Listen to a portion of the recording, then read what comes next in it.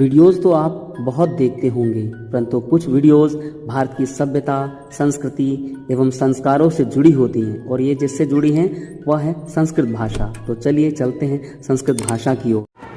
नमस्कार दोस्तों, आज मैं आपके सामने आया हूँ बहुत दिनों बाद। मैं आप लोगों से कुछ चर्चाएं करने चाह रहा था, कुछ बातचीत करना चाह रहा था क्योंकि बहुत समय हो गया हम लोग लाइव टू लाइव कभी मिल नहीं पाते हैं।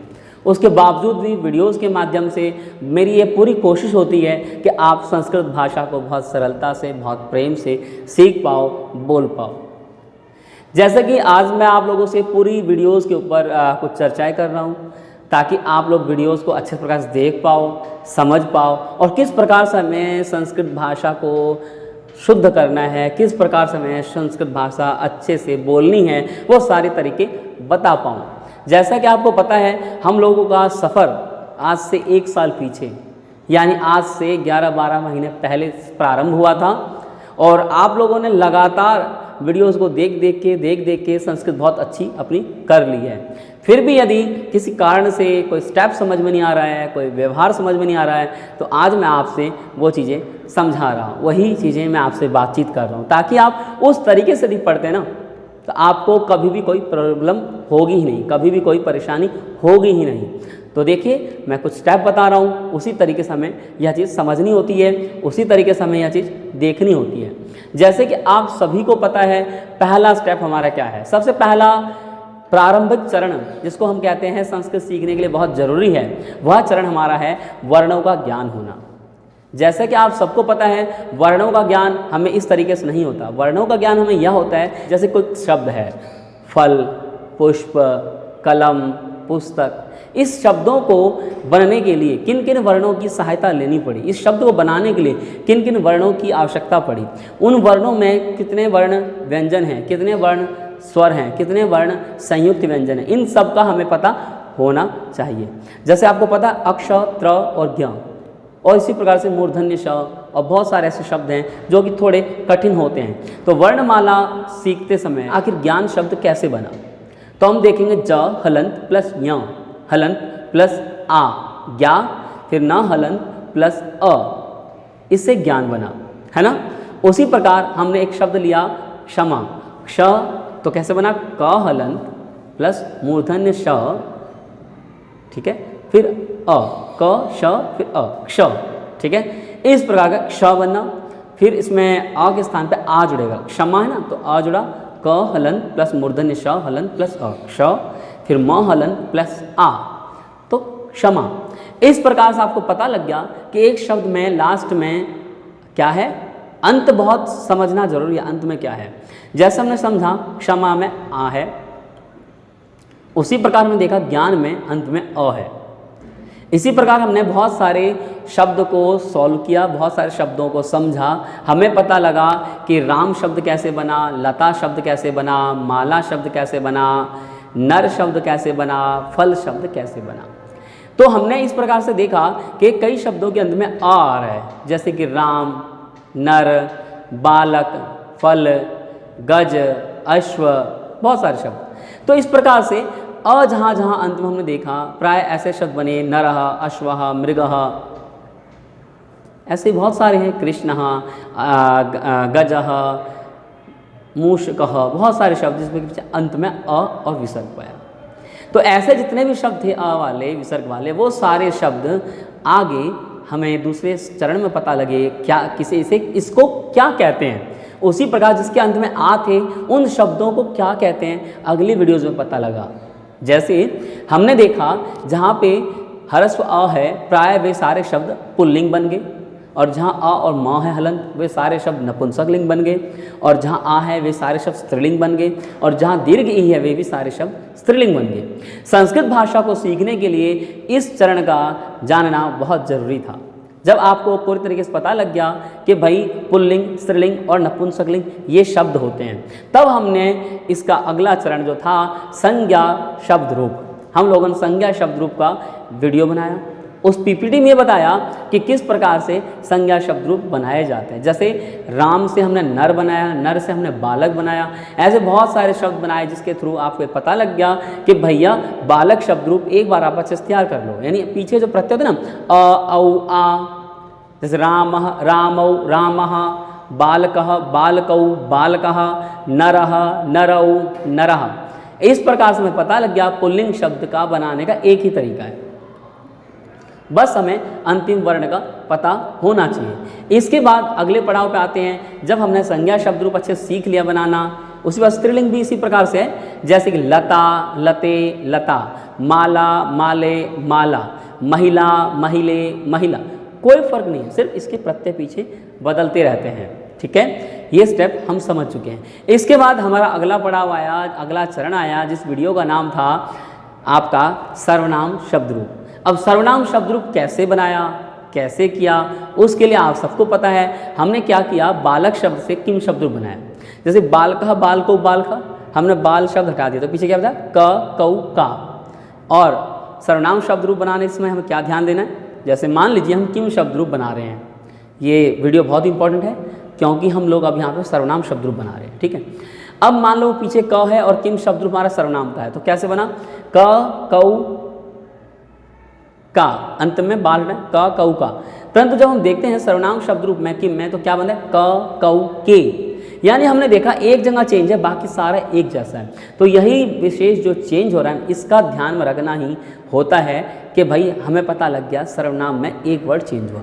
इसी प्रकार 3-4 जगह परिवर्तन है, बाकी संज्ञा शब्द और सर्वनाम शब्द बिल्कुल एक जैसे होते हैं। जैसे आपको उदाहरण देता हूँ, मान लो मैंने क कौ के सीख लिया, तो मान लेनी मैंने किम के रूप सीख लिए। अब मान लो मैं तत् के करूँ तो स तौ ते, ऐसे ही यत के या यौ ये, बहुत सरल है। तो बस एक ध्यान है संज्ञा शब्द में और सर्वनाम में। संज्ञा शब्द में बहुत सारे पर्याय शब्द बनते हैं, अकारांत के, आकारांत के, आकारांत के, ठीक है, या इकारांत के। परंतु सर्वनाम शब्द में बहुत सारे पर्याय नहीं बनते, सिर्फ 3 लिंग के शब्द बनते हैं। जैसे कि आपने किम शब्द रूप कहा तो पुल्लिंग, स्त्रीलिंग और नपुंसकलिंग, इतना ही पर्याप्त है। इसी प्रकार तत् का बोला तो तत्, एतत्, तत् शब्द रूप में 3, पुल्लिंग, स्त्रीलिंग और नपुंसकलिंग। कुछ सामान्य सर्वनाम शब्द रूप है जो बार बार प्रयोग होते रहते हैं, और उम्मीद है आप लोगों को समझ चुके होंगे कौन कौन सा सर्वनाम शब्द रूप है। विशेषकर इसमें किम शब्द रूप देखना बहुत जरूरी है, सामान्य से और सामान्य से और अच्छे से, क्योंकि दोनों तरीके से यदि हम किम शब्द रूप को बहुत अच्छे से अभ्यास करेंगे तो हमें प्रश्न निर्माण करना आ जाएगा। जैसे रामः गच्छति, तो वहाँ कः गच्छति, रामः पुष्पम पश्यति, रामः किं पश्यति, रामः बालिकां पश्यति, रामः कां पश्यति, रामः दंडेन चलति, रामः केन चलति। इस प्रकार से सर्वनाम शब्द के साथ साथ हमारा प्रश्न निर्माण भी स्पष्ट हो जाता है यदि हम यहीं पे अच्छे से इस चीज़ को समझ लेते हैं। तो अब बात उठती है, जब हमने संज्ञा शब्द रूप समझ लिया, सर्वनाम शब्द रूप समझ लिया, तो क्या हमारी वो संस्कृत आ गई? नहीं, तब हमें कारकों का प्रयोग करना आ सकता है, वाक्यों का प्रयोग करना आ सकता है, परंतु क्रियाएं अभी भी अधूरी है। तब हम इसके बाद प्रारंभ करेंगे धातु परिचय। धातु परिचय बहुत आसान, जैसे हम सबको पता है चलना, लिखना, हंसना, पढ़ना, हम सब हिंदी प्रयोग करते आ रहे हैं और सभी को पता है चलना कैसे होता है, पढ़ना कैसे होता है, लिखना कैसे होता है। मैं कहता हूँ ना हटा के ती लगा दो, चलती, पढ़ती, हंसती, इसी का संस्कृत में प्रयोग होता है और इससे स्पष्ट अर्थ भी निकलता है। चलती मतलब चलता है, पढ़ती मतलब पढ़ता है, हंसती मतलब हंसता है, वसती मतलब रहता है। इस प्रकार से थोड़े से चेंज करने के बाद हमें धातुओं का प्रयोग भी सरलता से आ जाता है। जैसा कि आपको पता है, इसके बाद हमारे लिए बहुत महत्वपूर्ण हो जाता है धातु में भी 2 प्रकार को समझना। एक सामान्य धातु जैसे पढ़ती, हंसती, लिखती, हम सबको पता है इसका मतलब पढ़ना होता है, हंसना होता है, लिखना होता है। कुछ कुछ ऐसी धातुएं होती हैं जहाँ हमें थोड़ी प्रॉब्लम हो जाती है, जैसे कि दृश्य, वहाँ तो हंसती था फर्स्ट पार्ट में धातु परिचय में, दूसरे भाग में क्या है हमें बताया गया देखना का देखती नहीं होगा, पश्यती होगा, ठीक है, घूमना का घूमती नहीं होगा, भ्रमती होगा। इसी प्रकार बहुत सारे चेंज हैं, प्रयोग हैं जो कि लट में अलग होते हैं, लिट में अलग होते हैं और कुछ अलग अर्थ करके धातु प्रयोग होते हैं, तो वो हमें पता होना चाहिए। जैसे रहना का रहती नहीं होगा, वसती होगा। इन सब का पता हमें किस में पता लगेगा अच्छे से? पुरुष धातु परिचय के दूसरे भाग में, यानी धातु प्रयोग दूसरे भाग में, ठीक है। तो इस प्रकार से मैं सामान्य और विशेष धातु को पता लग गया। इसके बाद जो सबसे महत्वपूर्ण है वह विषय है पुरुष विचार का पता होना चाहिए। पुरुष विचार से हमें यह पता लगा कि संस्कृत भाषा में कर्ता में भी 3 वचन होते हैं और 3 पुरुष होता है, यानी प्रथम पुरुष, मध्यम पुरुष और उत्तम पुरुष, एक वचन, द्विवचन और बहुवचन। इसी प्रकार हमें यही पता लगा क्रियाओं में यानी धातु रूपों में भी 3 वचन होते हैं, यानी एक वचन, द्विवचन और बहुवचन, और 3 ही पुरुष के अनुसार, कर्ताओं के अनुसार ही क्रियाएं भी होती हैं, यानी प्रथम पुरुष, मध्यम पुरुष और उत्तम पुरुष। सामान्य सा पुरुष विचार की वीडियोस देखने के बाद, समझने के बाद हमें यह प्रयोग आ जाता है कि अहम पठामि, त्वम पठसि, रामः पठति या बालकः पठति या बालिका पठति। इस चीज़ को स्पष्ट हमें कौन सा पीपीटी करेगा, कौन सा वीडियो करेगा? पुरुष विचार। तो यही हमारा पहला सिद्धांत है, पहला पड़ाव है। जब आपको अच्छे प्रकार से पुरुष विचार का प्रयोग करना आ जाता है तो आप सभी सामान्य अनुवाद बनाने लगते हैं। और ये बहुत खुशी की बात है कि आप लोग संस्कृत भाषा में समर्थ हो गए हैं, बहुत ही मजबूती से आगे बढ़ रहे हैं, क्योंकि आपको इतना तो बनाना आ गया, रामा पठति, अहम पठामि, त्वम पठसि। अब इसी चीज़ को हमने अनुवाद के प्रथम भाग में बताने की कोशिश की है। जैसे कि हमने वहाँ जो क्रियाएं हैं, जैसे हमने लट लकार का प्रयोग किया तथा वर्तमान काल का, इसके में धातु के अंत में सिर्फ प्रत्यय चेंज होते हैं, सिति, पठति, पठता, पठन्ति। परंतु लिट लकार में क्या होगा? पठिष्यति, यानी इष्यति, इष्यतः, इष्यन्ति। इस चीज़ का पता हमें इस वीडियो से लगता है, यानी अनुवाद के प्रथम भाग से, जो कि हम इससे पहले भी अभ्यास कर चुके हैं, बहुत सारी प्रैक्टिस कर चुके हैं। इसी प्रकार से हमने लोट लकार, यानी आदेश में कोई बात बोलना है तो कैसे बोलेंगे, कैसे लिखेंगे? तो जैसे कि रामः पठतु, बालकौ पठताम, बालकः पठन्ति, पठन्तु। इस प्रकार से हमें यह प्रयोग करना आ गया। लोट लकार कैसे प्रयोग करेंगे? इसी प्रकार से लंग लकार कैसे प्रयोग करेंगे? जैसे बालकः अपठत, बालकौ अपठताम, बालकः अपठन्। इस प्रकार से हमें यह भी प्रयोग आ गया कि भूतकाल में कैसे प्रयोग करेंगे। इसी प्रकार विधि लिंग लकार में कैसे प्रयोग करेंगे? बालकः पठेत, बालकौ पठेताम, बालकः पठेयु। तो इस प्रकार से अनुवाद के प्रथम भाग तक मैंने ये आपको बताया है कि आप लोग सामान्य प्रयोग कैसे कर सकते हैं और सामान्य संस्कृत कैसे सीख सकते हैं, बहुत ही सरलता से, बहुत ही सौम्यता से। ठीक है, अब इसके बाद अगली एक वीडियो और बनाऊंगा जिसमें कि आपको इसके आगे के अनुवादों के बारे में, आगे के भागों के बारे में भी बताऊंगा। फिर भी थोड़ा हिंट कर दूं, इसके मध्य के जो वाक्य यूज़ होते हैं, प्रयोग में आते हैं, जैसे राम डंडे से चलता है, राम बालिका को देखता है, इन सभी अनुवादों को स्पष्ट किया गया अनुवाद के दूसरे भाग में। तो कृपया करके आप अनुवाद का दूसरा भाग जरूर देखिएगा। मुझे लगता है जहाँ तक कि जिसने अनुवाद प्रथम भाग और द्वितीय भाग देख लिया वो संस्कृत में जल्दी कभी गलती कर नहीं सकता। फिर भी इसके बाद यदि कुछ त्रुटि रह जाती है तो अव्ययों या उपपद की वजह से रह जाती है।